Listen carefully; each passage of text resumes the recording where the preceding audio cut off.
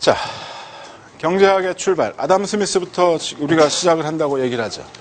아담 스미스. 여러분들 다른 경제학에 대해서 아무것도 몰라도 아담 스미스라는 사람의 이름은 들어봤을 거라는 거죠. 저 사람이 언제 태어났느냐? 6월 5일생이에요. 1723년 6월 5일생이죠. 그죠? 그리고 1790년에 세상을 떠나셨죠. 굉장히 오래, 그 당시에 보게 되면 굉장히 오랜 세월을 사셨죠. 저 때를 가만 생각해 보자는 거죠. 저 당시를. 1700년대를 가만 생각해 보게 되면 어떠한 세상이냐면요. 굉장히 변화가 막 진행이 되고 움직여가는 그러한 세상이죠. 변화가 막 진행이 되는 거였었어요. 어떤 변화냐면 중상주의에서 산업혁명으로 전개되는 그러한 과정들을 이 사람은 눈으로 몸으로 직접 체험을 했던 그러한 사람이라는 거죠. 그러니까 변화를 자기가 느끼고 앞으로의 우리가 사람들이 살아가는 그러한 행위들을 한번 우리가 생각을 해볼 때 과거하고는 좀 달라져야 되지 않겠니? 이러한 얘기들을 하기 시작했었고 그러한 공부들을 했던 사람이죠. 이 사람이 논리학, 도덕철학 이러한 것들을 전공을 했던 사람이죠. 과거의 도덕철학은 그냥 윤리학이 아니라 지금 굉장히 범위가 넓어요. 정치, 경제, 법, 윤리 몽땅 다 포함돼서 도덕철학이라고 얘기를 하고 있는 거죠. 우리가 그냥 도덕철학 그렇게 되면 그냥 딱 생각이 드는 게 혹시 저거 윤리학 얘기하자는 거 아닌가? 이렇게만 생각을 할 수도 있는데 그 당시에 1700년대에 이 도덕철학이라고 얘기를 한다면 굉장히 범위가 넓은 그러한 거였다는 거죠. 그래서 이 사람이 먼저 도덕감정론이라는 책을 썼어요. 그 당시가 1759년이라는 거죠. 그리고 나서 1776년에 국부론이라는 책을 써서 저 국부론이라는 책이 지금 몇백 년 동안 지금 그 사람들의 입에 오르내리게 되는 그러한 일을 만들어 놓은 거죠. 물론 경제학이라는 것을 이 사람이 이렇게 지금 이 그 철학으로부터 뭐 도덕 철학으로부터 거기에서 경제학이라는 것을 조금 더 좀 세분화돼서 얘기했다라고 얘기할 수도 있는 저러한 국부론을 써서 그 국부론에서부터 사람들이 그 책을 받아들여서 조금 더 정치 경제학적으로 해석을 하다가 그러다가 그 책들을 받아보다가 사람들이 점점 신자유주의, 자유주의라고 얘기했던 고전학파의 사람들이 찾아갔던 게 주로 아까 우리가 봤던 얘기를 하려고 했던 그 미시파트죠. 가계, 기업, 정부 이쪽에 관련된 분야로 조금 더 집중을 해 나갔던 게 지금 이 사람으로부터 시작돼서 지금까지 내려왔던 그러한 것 중에 흐름은 그렇게 되죠. 그죠? 얘기가. 그러니까 처음에는 굉장히 크게 시작한 거예요. 도덕철학을 했던 사람이 경제학적인 그런 분야를 조금 더 추가를 시켜서 국부론이라는 책을 썼고 그 책이 다른 사람들에게 읽히면서 정치경제학이라는 책으로 조금 더 세분화되면서 자세하게 들어갔고 그러다가 그러한 책들이 조금씩 물론 이제 갈라지기도 하죠. 그죠? 어떠한 경제이냐 이러한 것에 대해서 그죠? 그렇게 갔던 게 지금 이제 이러한 경제학의 출발이죠. 이렇게 경제학은 시작을 했던 거죠. 그래서 사실 보게 되면 이 경제학이 아까 내가 잠깐 여기다 썼던 수리통계 이런 얘기보다는 사람들은 과연 어떻게 행동을 하고 어떻게 지금 경제활동을 하고 있는가, 어떤 생각을 갖고 있고 살아가는가, 어떻게 살아가야 되는 것이 가장 우리를 부유하게 만들 수 있는 그러한 길인가, 이러한 것에 대해서 공부해야 되는 게 맞지 않느냐 이런 생각을 하게 되죠. 이런 거죠. 여기에 보면 우리가 경제학이란 무엇이냐, 경제학은 인간의 경제활동에 대한 그러한 그 연구를 한 게 경제학이다라고 얘기했었죠. 그리고 우선 인간은 과연 이기적이냐 아니면 이타적이냐, 이러한 고민들은 지금도 하고 있는 거죠. 사실은 결론이 나지 않는 그러한 얘기들이에요. 결론이 있다라 없다라는 것이 아니라 이기적이다 이타적이다 이러한 것을 하나를 찝자는 것이 아니라 인간은 이러한 이기적 또는 이타적인 그러한 행위들을 하고 산다라는 얘기를 여러분들이 잘 이해하고 있으면 되죠. 이기적인 경우는 왜 과연 어떻게 이기적이고 이타적인 경우는 과연 왜 이타적이냐. 이기적인 이타적도 있지 않느냐. 자신을 위한 이타적인 그러한 자신의 만족을 위해서만 생각하는 이타적인 행위. 어떨 때는 자기가 이타적으로 하는데 그것이 자기가 더 좋아.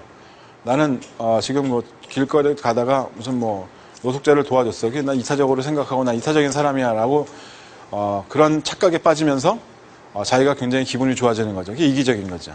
지조차고 이타적인 거니까. 그죠? 어떻게 보게 되면 이게 과연 이타적이니? 이기적이니? 그죠? 근데 우리가 인간의 경제활동을 생각을 할 때 말이죠. 인간의 경제활동을 생각할 때 과연 인간들의 기본적인 그러한 그 행위들은 과연 어떻다라고 정의를 하고 가야지 되는 게 맞겠느냐. 굉장히 중요한 문제죠. 왜? 우리가 인간의 경제활동에 대해서 공부를 하는데, 그죠? 인간의 경제활동에 대해서 공부를 하는데, 인간의 활동 자체의 어떠한 시발점이, 처음에 시작되는 그러한 이 동기가 과연 어디부터 있느냐는 거야. 너의 경제활동의 동기는 과연 무엇이냐. 어떤 데 있습니까? 여러분들 이 과목에 들어와서 열심히 공부한다? 아니면 졸고 있다, 자고 있다, 떠들고 있다, 카톡한다? 뭐 여러 가지 행위들을 볼 수가 있잖아요. 그죠? 이게 이기적이냐 이타적이냐 아니면 다른 생활 할 때도 가만 잘 생각해보냐. 어젯밤에 있었던 너희들의 행위를 잘 생각해봐라 이거야. 과연 이게 이타적이냐 이기적이냐. 그죠?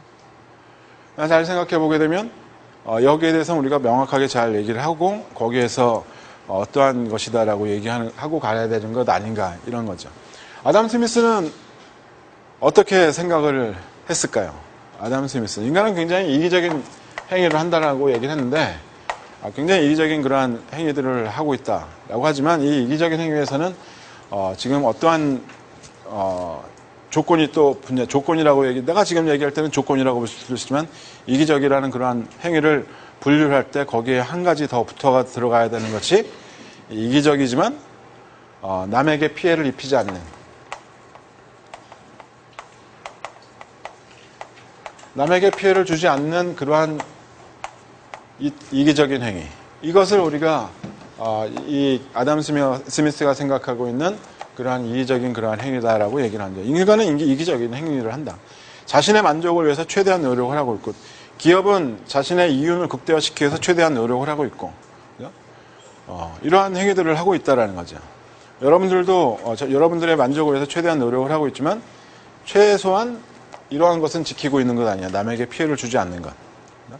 이기적인 것, 남에게 피해를 주는 이기적인 그러한 행위들을 우리가 주로 많이 생각할 수가 있겠지만 그렇지는 않다라는 거죠. 이 사람이 지금 생각할 때는.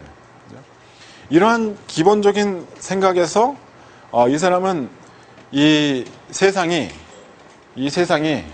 산업혁명 생산 능력이 증가가 되는 그러한 상황에서 과거에 우리가 중상주의, 중금주의라고 하면 어떤 겁니까? 무조건 지금 그 상업을 통해서 나의 부만 축적되면 끝이야. 그죠? 그러니까 남을 괴롭혀서 나의 이득이 최대가 되면 나는 최고의 그러한 그 국가가 될 수 있는 거야. 뭐 이런 형태로 지금 지나가는 그러한 세상에서 산업혁명이 일어나면서 생산 능력이 막 증가가 되는 그러한 상황을 볼 때 이제 이 사람은 이제 세상이 이제는 이렇게 변해가야 돼. 기본적으로 우리는 자신들의 그러한 생산 능력을 최대한 늘리고 기업은 이윤을 최대한 더 많이 가져가되 과거에 그 중상주에서 갖고 있던 그러한 기본적인 생각은 버리고 굉장히 비판을 많이 해요. 중상주의나 중금주의의 그러한 사상들을 아담 스미스는 굉장히 많이 비판을 하는 거죠. 그리고 남에게 피해를 주지 않는 그러한 이기적인 그러한 행위들로 지금 세상을 운영해 나간다면 세상이 그렇게 운영이 된다면 그렇다고 한다면 지금 모든 문제는 다 해결될 것이다. 안정적인 그러한 경제 성장 다 이루어질 것이다.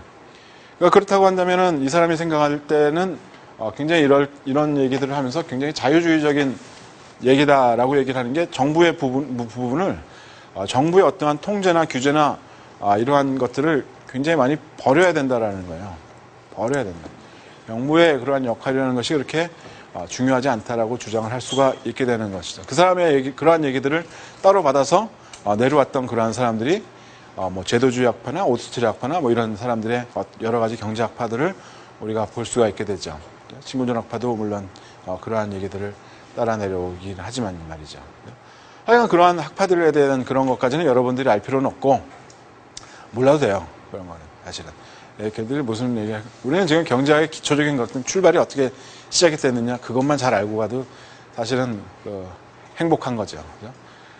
그래서 남에게 피해를 주지 않는 그러한 이기적인 행위, 이 정도의 이러한 그러한 그 기본적인 생각을 갖고 이 사람은 경제학을 풀어나가는 거죠. 그렇게 해서 인간의 경제 활동이 과연 어떻게 이루어져야 되는 것이느냐, 어떻게 가져야 되는 거냐, 이런 행위에 대해서 얘기를 많이 하죠. 아담 스미스가 제일 좋아했던 게, 아담 스미스는 평생 독신이었대요. 모태솔로, 끝까지 솔로, 그죠? 그래서 혼자 돌아가시고 어머니하고 같이 살았던 그런 사람입니다. 왜 그랬는지를 알 수가 없어요. 왜 그랬는지는 굉장히 설이 다양하기 때문에 알 수가 없는데, 이분이 즐겼던 거는 산책을 굉장히 좋아했다는 거예요. 경제학자나 다른 철학자들 산책 좋아했던 사람들 굉장히 많죠. 그죠? 산책을 똑같은 시간에 똑같이 산책, 이 정도까지는 아니어도 산책을 굉장히 즐겼다는 거죠. 그래서 그 동네, 이 사람은 자기네 동네를 그렇게 많이 벗어나진 않아서 살았대요. 굉장히 그냥 어떻게 되면 변화하는 세상을 많이 보고선 변화를 느꼈지만 정작 자기 자신은 그렇게 많이 변화를 주지 않았던 그러한 사람이죠. 굉장히 지루하게 보일 정도로. 또 저러고 있어? 아직도 저러고 있어? 이렇게 사람들이 느낄 정도의 그러한 삶을 살았다라고 얘기를 하는 거죠. 여러분도 그런 사람들 보게 되면 갑갑해 여러분들이 그런가요? 그냥 앉아서 공부하고 오라 그러면 네 가고 그래서 돌아다니다가 뭐 쓰고 이렇게 사는 거. 갑갑해 보일 정도로 하지만 이 사람은 굉장히 지적으로 굉장히 위트가 넘치는 그러한 사람이었다는 거죠. 그래서 굉장히 평가가 굉장히 다양하긴 다양해요. 근데 산책을 즐기면서 사람들하고 대화하는 걸 좋아했다는 거죠. 빵집에 가가지고 요즘에 어떠세요? 빵은 뭐 괜찮으세요? 뭐 이렇게 만들고 이렇게 하는 것들. 철물점에 가가지고 얘기하고 그런 것들도 즐겼고 사람들하고 그 동네에서의 어떤 사람들의 삶에 대해서 많이 관심을 갖고 그러한 대화들을 많이 즐겼던 그러한 사람이었다라고 얘기를 하죠. 굉장히 어떻게 보게 되면 대단한 업적을 남긴 거는 맞죠. 대단한 업적을 남긴 건 맞죠. 자, 경제학의 출발을 우리가 생각을 해보게 되면 어떠한 문제를 우리가 해결하고자 하느냐, 어떠한 문제를 우리가 해결하려고 지금 하고 싶으냐, 왜 우리가 경제의 문제를 풀어야지 되느냐, 바로 이 희소성에 있다는 희소성. 저 희소성이라고 얘기한다면 인간의 욕망하고 지금 부존 자원의 양을 보게 되면 욕망이 항상 더 크다라는 거죠. 그죠?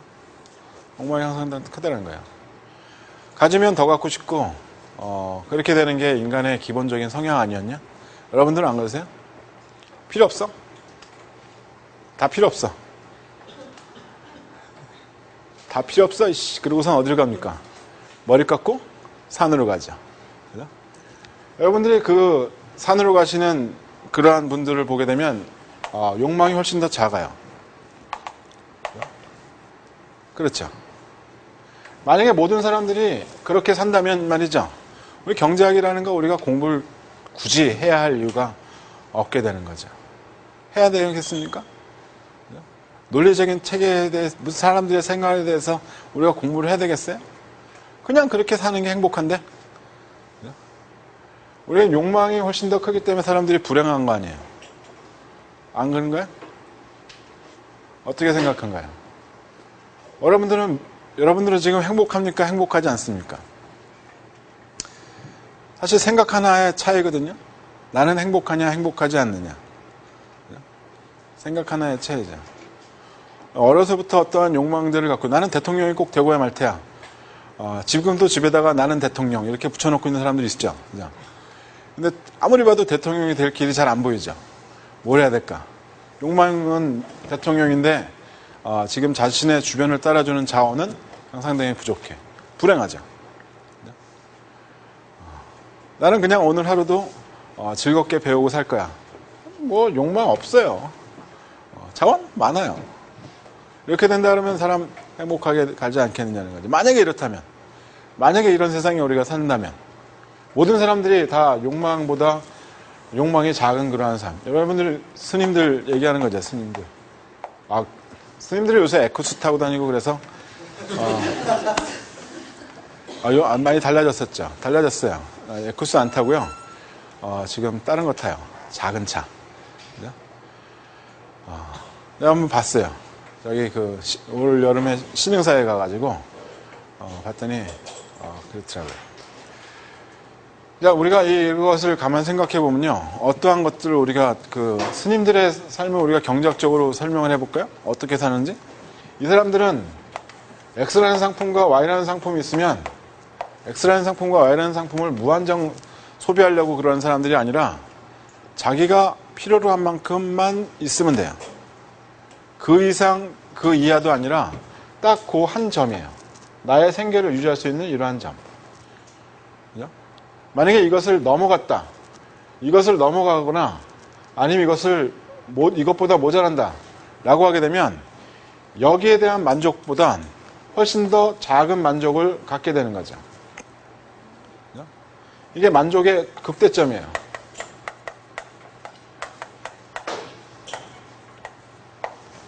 요것보다 만족이 더 낮은 그러한 소비점들이죠. 그죠?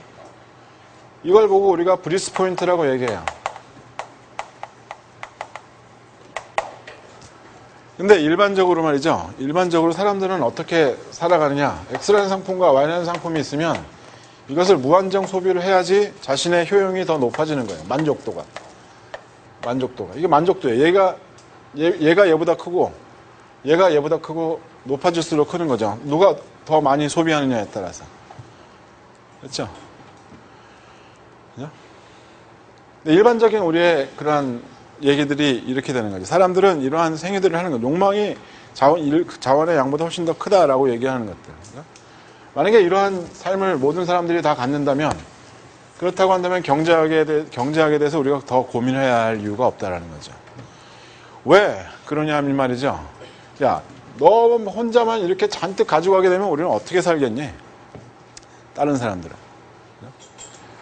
공평성에 대한 얘기들도 우리가 하게 되는 경우고, 또 하나는 너 혼자만 잔뜩 가져가게 되면 너가 느끼는 만족, 그 마지막 한 단위에 대한 만족보다는 진짜 아무것도 없는 사람들 100만 원, 10,000원 늘어나는 게 훨씬 더 만족도가 더 크지 않겠냐? 잘 생각해봐. 1조, 2조, 3조 이렇게 갖고 있는 사람이 10,000원짜리 한 100장 길 가는 노숙자한테 탁 던져줬다고 생각해 보자는 거죠. 이 사람은 100만 원 잃어버린 것 같은 생각 얼마나 많이 괴롭겠냐. 별로 안 들 수도 있거든요. 몰라. 이게 100만 원이 1조에서 얼만큼 빠졌는지도 알 수가 없었는데, 아무것도 없는 사람이 100만 원을 딱 받는 그 순간에는 온 세상을 다 가진 것 같은 그러한 느낌이 있을 수도 있다라는 거죠. 그렇죠? 그러면 어떤 얘기냐면, 우리는 이렇게 자원이 모자라. 욕망보다 커. 이게 희소한 자원이라고 얘기를 하는 거죠. 자원의 희소한 자원. 희소 자원을 어떻게 배분할 것이냐. 어떻게 사용할 것이냐. 어떻게 사용할래? 어떻게. 이런 것에 대해서 고민을 하게 되는 게 이렇게 경제학이죠.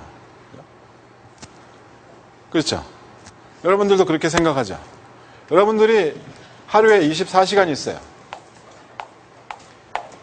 그죠? 시간은 한정되어져 있는 거죠. 한정된 자원을 가지고 여러분들이 하고 싶은 일들은 너무나 많죠. 너무나 많아요. 어떻게 사나요? 12시간 자고 10시간 술 마시고 2시간 일해요. 이렇게 되면은 정말 비합리적인 삶을 산다고 얘기해야 되나요? 그렇지 않을 수도 있어요. 이 사람은 12시간 잠자는 게 꼭 필요로 해. 뭐 이런 경우들도 있을 수가 있고요.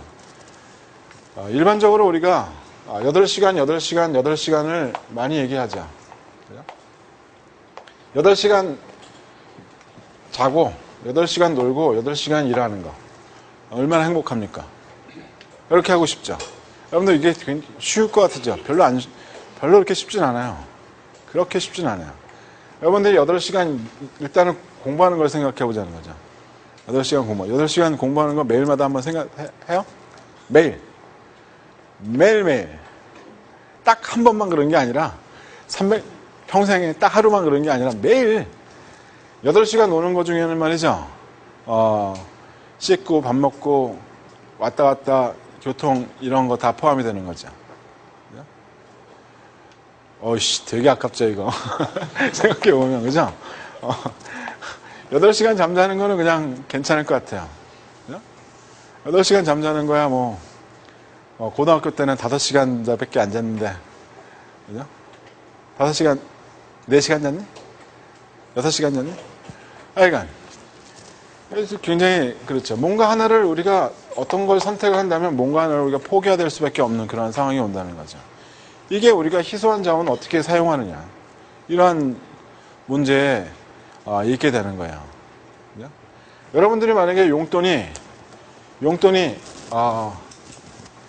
얼마인가요? 용돈이 얼마인가요? 용돈이 30만 원보다 작다라고 얘기하는 사람 있으면 손 들어보세요. 50만 원보다 작다라고 얘기하는 사람. 80만 원보다 작다라고 얘기하는 사람. 60만 원 받아, 그 나머지는 그러면 80만 원을 넘는구나. 그래, 그러면 우리가 용돈이 한 100만 원 정도 있다고 쳐보자 이거예요. 여러분들이 용돈 100만 원을 가지고 한 달 동안 살아야지 돼요. 어떻게 살래요? 어떻게? 이걸 가지고서 만약에 산다고 하잖아요. 그러면 하고 싶은 일들이 너무나 많죠. 교재도 사야 되고요. 교재 안 사.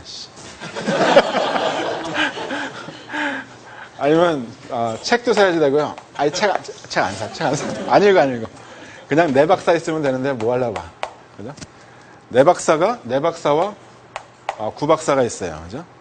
그래서 내 박사하고 구박사가 모든 것을 다 대체해 주기 때문에 책 같은 건 안 산다.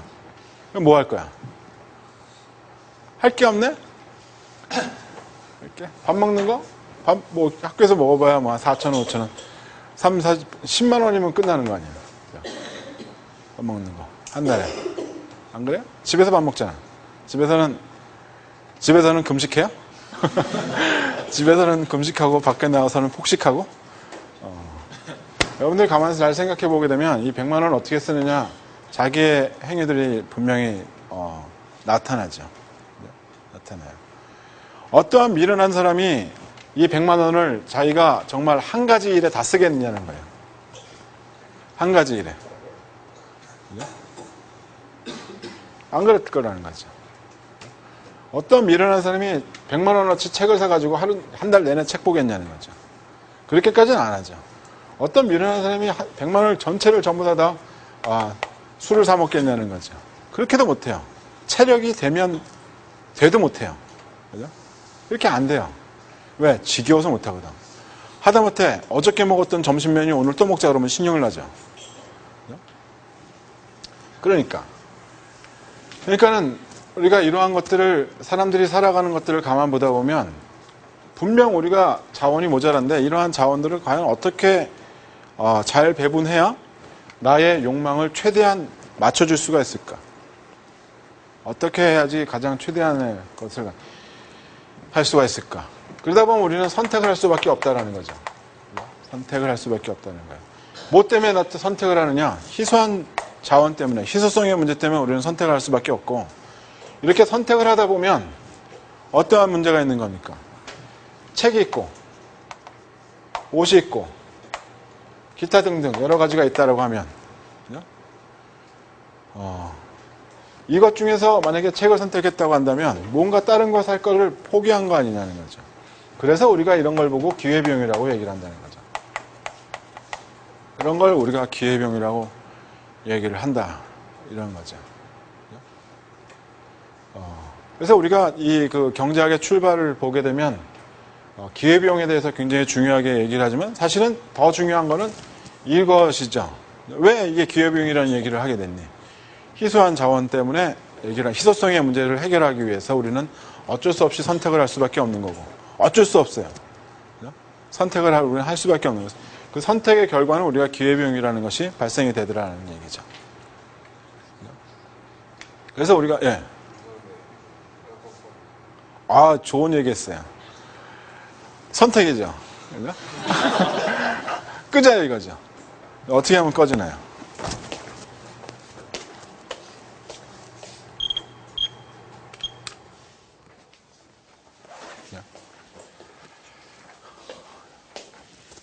나도 그렇지 않아도 끄고 싶었어요.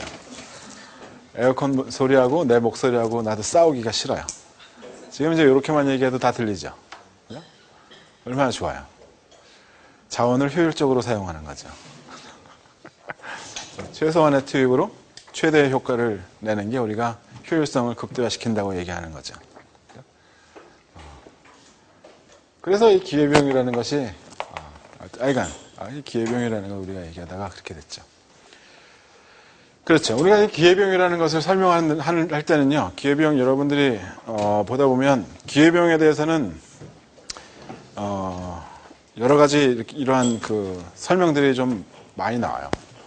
설명들이 많이 나오는데 이 기회비용을 설명하는데 한 그 몇 가지 헷갈리는 그러한 것들이 있다고 한다면 빨리빨리 정리를 해야 되죠. 책마다 조금씩 설명했던 범위가 조금 다르거든요. 근데 그렇게 보다 보면 도대체 기회비용이 뭔지 막 헷갈리는 경우들도 생기긴 하죠. 기회비용이라고 얘기하면 우리가 흔히 뭐 회계나 이런 데서 얘기하는 명시적 비용 있죠.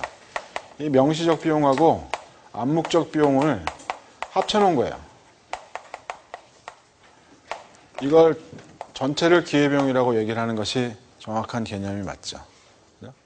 근데 우리는 주로 암묵적 비용만 가지고 기회비용이 아닌가 이렇게 생각을 하게끔 책에서 설명하는 경우들이 간혹 있거든요.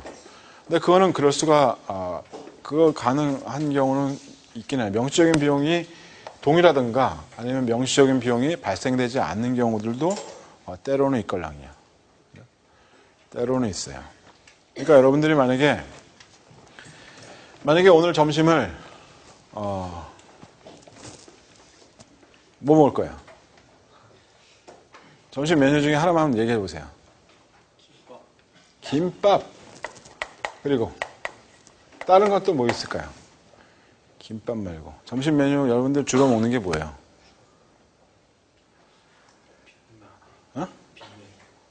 빅맥. 김밥 또는 빅맥을 먹는데 예를 들어서 이게 둘 다 똑같이 5,000원이라고 한번 생각을 해보자 이거죠. 같이 5,000원이다 생각을 해보자 이거예요. 김밥 5,000원어치 먹으려면 2개 반 먹으면 되나요? 2개 먹으면 끝나나요? 그죠? 김밥 2줄은 뭐 한 젓갈이잖아. 빅맥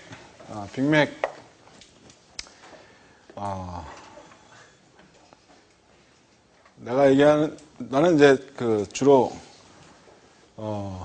음식 중에 쓰레기를 생각하면 저게 음식인지 쓰레기인지 생각을 하게 되면 이건 쓰레기라고 구분하는 것 중에 하나가 빅맥이죠. 이거는 음식 비슷해 보이지만 사실은 내용을 잘 알 수 없는 폐기 처분 바로 직전에 있는 그러한 것들이 많고요. 이거는 빅맥은 사실은 보게 되면 엄청난 화학 요소들을 많이 포함하고 있기 때문에 그리고 굉장히 좀 비겁해요. 미국에서 먹는 빅맥이랑 한국에서 먹는 빅맥이랑 너무 차이가 많이 나요. 그죠? 버거킹의 와퍼도 미국에서 먹는 와퍼랑 한국에서 먹는 와퍼랑 너무 많이 차이가 나요. 신경이 나죠? 너네들 입만 입이고 우리 입은 입 아니냐? 근데 이것도 쓰레기를 갖다는 거죠. 근데 여러분들이 만약에 여기에서 김밥을 선택을 했다. 그렇게 되면 김밥을 선택하면서 포기하는 그런 빅맥이 있는 거죠. 기회비용이라고 얘기를 하죠. 여기서 우리가 이것을 명시적 비용, 명시적 눈으로 보이는 거죠. 돈이 왔다 갔다 하고 영수증을 주고받고 하는 그런 게 우리가 그 명시적 비용이에요. 간단해요. 돈 주고받고 영수증 주고받니? 이거 명시적 비용. 암묵적 비용. 그런 거 없는데 비용. 어떤 비용? 얘한테 얻을 수 있는 만족. 쓰레기로부터 얻는 만족. 그것이 우리가 암묵적인 비용이다. 이렇게 얘기를 하죠. 암묵적 비용. 그래서 여기에서는 우리가 명시적 비용이 이미 같기 때문에 그래서 암묵적인 비용만 우리가 기회비용이라고 얘기를 하게 되는 거죠. 여기에서 얻는 만족 얼마 이것을 기회비용이다 이렇게 얘기를 하는 경우가 있어요. 하지만 우리는 이것을 전체를 다 기회비용이라고 얘기하는 것이 맞다는 거죠. 왜? 무언가를 선택하면서 발생하는 그러한 비용이에요. 이것을 선택하면서 나한테 발생하는 그러한 비용이죠. 이게 명시적 비용이죠. 그죠?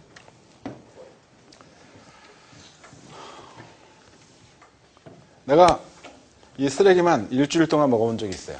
아침, 점심, 저녁? 아침, 점심, 저녁. 물론 이제 한 가지로는 아니고요. 피쉬버거, 빅맥, 치킨버거. 치킨버거, 아니, 빅맥, 피쉬버거, 이렇게 일주일을. 이걸 먹을 때, 그 프렌치 프라이하고 콜라를 안 마시잖아요. 살이 쏙 빠져요. 이거만 하게 되면 칼로리가 450칼로리 정도밖에 안 되거든요. 그래서 하루 하게 되면 1500칼로리죠. 바빠서 다른 걸 먹을 시간이 없어요. 그러면 일주일 정도 하게 되면 한 3, 4kg는 축 빠져 있죠. 내가 왜 이러지? 이런 생각이 들죠. 얘 때문이죠. 쓰레기. 근데 그 프렌치 프라이를 딱 먹는 순간 여러분들은 어떤 거냐면 기름 덩어리를 그냥 입에다가 막 쑤셔 넣는 거예요. 기름을 입에 딱 벌리고 식용유 있죠. 이렇게 넣는 거죠. 거기에다가 여기 걔네들이 팔고 있는 이 프렌치 프라이 있죠. 어떻게 얘네들은 이렇게 균일한 감자를 만들 수 있을까요? 이거 그 농부들한테 지금 규격을 갖다 정해주거든요. 그래서 얘네들은 이 감자에 이렇게 그 조그만한 잔털들 이렇게 나와져 있는 거 있죠. 그럼 불합격이에요. 불합격. 그래서 팔 수가 없어. 이거를. 그러니까 농부들이 어떻게 하겠습니까? 여기다가 약을 쳐요. 약을 잔뜩 쳐가지고 한 창고를 갖다가 이렇게 해놓죠. 그러면 이게 다 사라지죠. 그걸 지금 이 맥도날드에서 가져다가 파는 거예요. 근데 그걸 또 팔 때 어떻게 색깔이 그렇게 맨날 그렇게 색깔이 나올까? 여러분들 집에서 감자 한번 튀겨보세요. 그렇게 색깔 나오나? 안 나와요. 절대 그렇게 색깔 안 나요. 왜? 화학 물질을 넣거든. 그 색깔 나오게. 그러니까 이게 감자튀김인지 화학 물질인지 알 수가 없죠. 그러니까 기름과 화학 물질을 이렇게 쓰레기 같은 음식을 입에다가 막 집어넣는 거죠. 이것만 안 먹으면 그래도 좀 나요. 콜라는 뭐 더 얘기 안 해도 되죠. 그죠? 게장 같은 거 담글 때 콜라 넣는다 그러죠. 왜? 야들야들해지니까. 게장 그 게가 뻣뻣하면 사람들이 먹기 힘들죠. 콜라를 붓죠. 그러면 이 게 껍질이 야들야들해진다는 거예요. 다 사가버리는 거죠. 그죠? 강력하죠. 여러분은 그걸 먹는 거죠. 오늘 점심에 뭐 먹는다고요?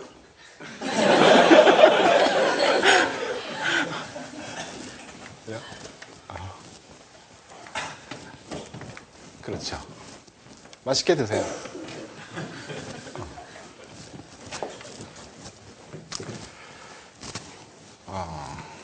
그리고서 이제 그 기회비용을 볼 때 말이죠. 기회비용에서 우리가 사람들을 헷갈리게 만드는 것들이 몇 가지가 있는데 그 중에 하나가 이제 이런 얘기들. 여러분들 이제 간혹 가다가 무슨 뭐 매경 테스트건 무슨 테스트건 요즘에 그런 거 자격시험 보는 애들 있잖아요. 그죠? 심심해서. 나는 시험이 취미야. 그래서 무슨 테스트만 있다면 다 응시하고 싶어. 그래서 보는 애들 있다 보면 그런데 나오는 게 회사원이 있어요. 회사원이 얘가 월급을 500만 원 받고 있던 애야. 월급을 500만 원 받는데 얘가 창업을 하는 거죠. 이 창업을 하면서 지금 2천만 원의 창업 비용이 들어갔어요. 창업 비용이 어떤 걸로 들어갔냐면 이거 굉장히 중요해요. 어떤 걸로 들어갔냐면 창업 컨설팅, 정보, 시장 조사 요걸로 2천만 원이 들어갔다고 생각해보자 이거죠. 그죠? 창업을 하면서 2천만 원이 들어갔고 그러면서 창업을 했어요. 창업을 해가지고서는 운영을 하다 보니까 무엇은 창업했는지 하여간 커피숍으로 얘기할까요? 커피숍. 인건비가 들어가요. 인건비가 200만 원 정도 들어간다고 치죠. 그리고 임대료가 들어가요. 임대료가 100만 원 정도 들어간다고 쳐보자 이거야. 근데 얘가 한 달에 버는 게 600만 원이라고 생각을 해보자는 거죠. 600만 원이 너무 작은가? 총 수입이. 그러면 비용을 제하면 300만 원 버는 거죠. 자, 이렇게 된다 그러면 회사원이 500만 원 받고 있던 애가 바보 같은 일을 한 거죠.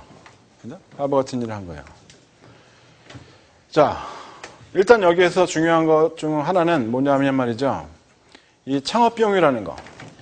이 창업비용이라는 거는 우리가 다시 회수할 수가 없어요.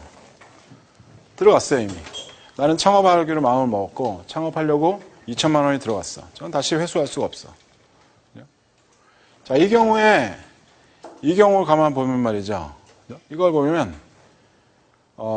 지금 이거는 어떻게 생각을 해야 되는 거야? 이거 우리가 무슨 비용이라고 얘기를 해야 되느냐? 이런 거 우리가 매몰 비용이라고 얘기한다는 거죠.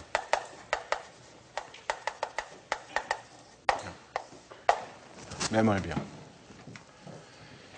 매몰 비용이라고 얘기하는 거죠. 회수할 수 없는 그러한 비용이죠. 회수가 불가능한 그러한 비용이에요. 그죠?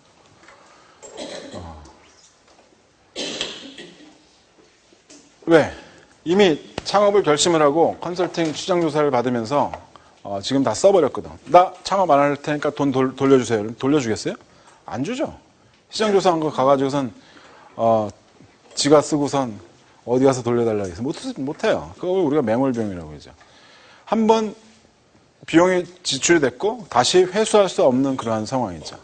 이거 매몰 비용이에요. 이러한 매몰 비용은 경제적인 판단에 아무런 영향을 줄 수 없다라고 얘기하는 것이 합리적인 행동이다라고 얘기하는 거죠. 비합리적인 사람은 매몰 비용을 경제적 판단의 근거로 사용을 한다 이렇게 얘기를 해요. 그 근거가 그렇게 얘기하는 게 어떤 얘기냐면 말이죠. 여러분들 그 초음속 비행기 콩코드 망했던 얘기 그 사례가 그런 얘기죠. 그죠? 콩코드 들어본 적 있어요? 그거 만들려고 이제 그 획기적인 비행기죠. 그죠? 비행기가 왜 이렇게 빨리 다니는 거죠? 하여간 그렇게 가는 비행기가 있다 이거야. 무지하게 미국, 유럽 가는 게 굉장히 짧아졌다 이거죠, 시간이. 근데 비용이 엄청나게 들어갔던 거예요. 매몰 비용이. 무지하게 많이 들어갔어요. 얼마가 들어갔는지 나는 모르겠어요. 엄청나게 들어갔는데 이것을 만들어 놓고 나서 가격을 환산을 해보고 그러고서 이제 수요 조사나 이런 것을 해보니까 판단이 어떻게 나왔냐면 이건 시장성이 없다 이렇게 나와버린 거예요. 나중에. 그 콩코드사 그 회장은 열받는 거죠. 내가 들어갔던 돈이 얼마인데 이걸 여기서 접어? 해봐 끝까지. 그러다 망했어요. 그 사람의 판단 근거는 뭐였냐? 매몰 비용이었거든요. 바보 같은 행위를 했다는 거죠. 그러니까 거기에서 들어가서 만약에 시장성이 없다라고 했다면 이거 내가 다시 회수할 수 있어? 회수 못해. 여기는 더 이상 생각하면 안 되는 거예요. 그러면. 그러고 나서 지금 이러한 것을 생각을 하죠. 인건비, 임대료, 지금 그 연료비나 이런 운영비 따져보니까 수입 보니까 이거 안 나온다라는 거죠. 안 나오면 이 사업 하면 안 되는 거였었죠. 콩코드가 그랬던 거예요. 근데 그것을 생각을 했다라는 거죠. 잘못된 판단을 하게 만들었던 거였죠. 이 매몰 비용이라는 것이. 그죠? 여러분들 이중구 선생님 책에는 뭐라고 써있냐면 매몰 비용이라고 설명을 하면서 음악회에 갔는데 음악회가 들어가서 딱 3분 만에 알았어. 여기는 내가 있을 자리가 아니구나. 나와. 근데 내가 그 돈을 갖다 받을 수 있어? 못 받아. 못 받아. 그 돈이 아까워서 그냥 앉아있어. 내가 있을 자리가 아닌데 그러면서. 그러면 얼마나 사람이 나오면서 스트레스에 그렇겠냐는 거죠. 어떻게 해야 되는 겁니까? 내가 있을 자리가 아니다. 그러면 매몰 비용이 아까워서 계속 거기에 있는 게 맞는 거야? 아니면 나와서 그보다 더 즐거운 일을 하는 게 맞는 거야. 맞죠? 그게 맞는 거죠. 그게 합리적인 인간의 행위라고 얘기를 할 때 우리가 이제 그러한 것에 대해서 얘기를 하게 되죠. 여러분들은 과연 어떻게 생각해요? 사람들이 다 합리적이진 않아요. 사람들이 개개인을 보게 되면 개개인이 다 합리적이진 않지만 우리는 뭐라고 얘기하냐면 이 집단으로 보게 되면 집단으로 보게 되면 지금 합리적이다라고 이런 얘기들을 하기는 하죠. 하여간 여기에서는 요 얘기에서는 매몰비용은 이제 설명 끝.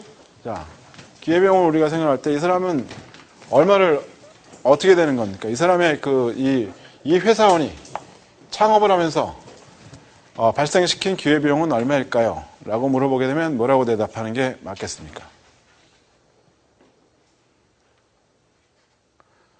생각해 볼게요. 이렇게 얘기하면 빨리 생각하세요. 이렇게 얘기하겠죠. 일단은 포기한 500만 원의 기회비용, 암묵적 비용이라고 얘기를 하는 거죠. 그죠? 암묵적 비용이죠. 그리고 명시적 비용이라는 게 있는 거죠. 인건비와 임대료. 이것이 명시적 비용이죠. 그렇죠. 얘는 매몰 비용 자체는 기회비용으로 포함이 안 돼요. 안 돼요. 그런데 이것이 창업 비용으로 2천만 원이 들어갔어. 2천만 원이 들어갔는데 이것을 만약에 얘가 빌렸어. 만약에 빌렸다고 쳐보자 이거야. 그러면 얘는 2천만 원을 빌려서 창업 비용을 창업 비용을 썼어. 2천만 원을 빌리면 여기에서 이자 지급이 나오죠. 2천만 원에 대한 이자 지급. 그거는 포함이 돼야 돼요. 그건 포함이 돼야 돼요. 명시적으로 발생되는 그러한 비용이거든요. 그죠? 얘가 만약에 2천만 원이라는 돈을 2천만 원의 돈을 빌리지 않았어. 안 빌렸어. 안 빌렸으면 어떻게 되는 건가요? 포함이 안 돼? 2천만 원은 돈이 이 창업을 하면서 얘는 썼거든. 창업을 안 했었으면 2천만 원이라는 돈을 얘는 예금으로 수입을 발생시킬 수 있었어. 그 수입 200만 원에 대한 이자를 포기한 거죠. 암묵적 비용에 포함이 돼요. 그렇죠. 자, 여기서가 이제 여러분들이 손들고 질문할 그러한 대목이에요. 어떤 거냐면 얘가 이것을 빌렸어요.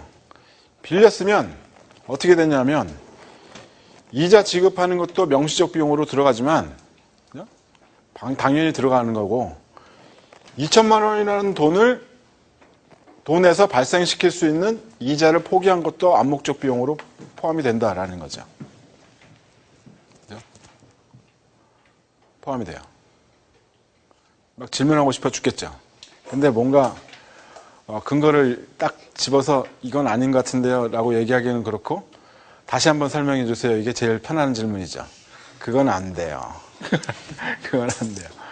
여러분들이 여기서 이 이자를 포기하는 것이 빌렸으면 왜 이자를 포기하는 겁니까? 라고 얘기할 수가 있는데 이 창업을 하면서 이러한 2천만 원이라는 돈이 들어갔다는 것은 이 2천만 원이라는 가치가 어떻게건 전달이 됐다는 거야. 이 창업을 하기 위해서는 들어갔었다는 거죠. 그렇다 그러면 그 2천만 원에서 발생될 수 있는 이자가 분명히 있는데 그것을 포기를 하게 되는 거죠. 나타나게 되는 거예요. 근데 이것을 만약에 빌렸다고 한다면 여기에서 발생되는 이자까지도 은행에게 줘야 되는 거죠. 명시적으로 나타나게 되는 것까지 포함이 되는 거예요. 이렇게 생각하게 되면 조금 더 낫죠. 그죠? 이렇게 돼요. 이게 매경 테스트에 나왔던 실전 문제 중에 하나예요. 그래서 많은 사람들이 이 문제를 틀렸다고들 얘기를 하죠.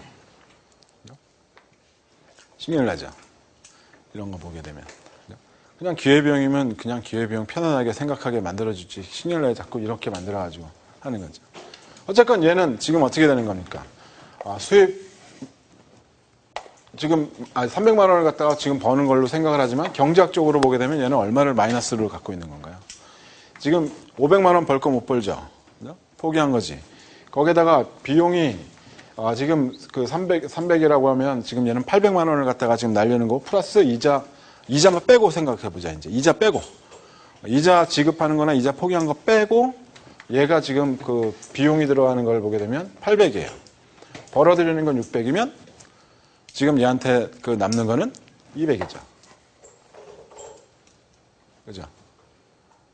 마이너스 200. 잠깐만요. 비용이 800이고 총 비용이 말이죠. 여기서 수입이 600이면 얘는 마이너스 200이죠. 얘는 200만 원씩 손해보고 있는 거죠. 거기다가 지금 이자까지 합치게 되면 200 플러스 알파 손해보고 있는 거죠. 그러니까 얘는 커피숍을 창업을 했었어야 되는 겁니까? 창업을 안 했어야 되는 게 맞는 겁니까? 안 했어야 되는 거죠. 요즘에 커피숍 다 망하거든요. 커피숍이 다 망해요. 너무 많이 생겼어요. 이렇게 되는 거죠. 계속 있을 거예요. 그래서 그렇죠. 여기서 여러분들이 제일 얘기를 많이 들었던 게 여러 대안 중 가장 높은 가치 뭐 이런 거 얘기 많이 들었을 거예요. 그죠? 그러니까는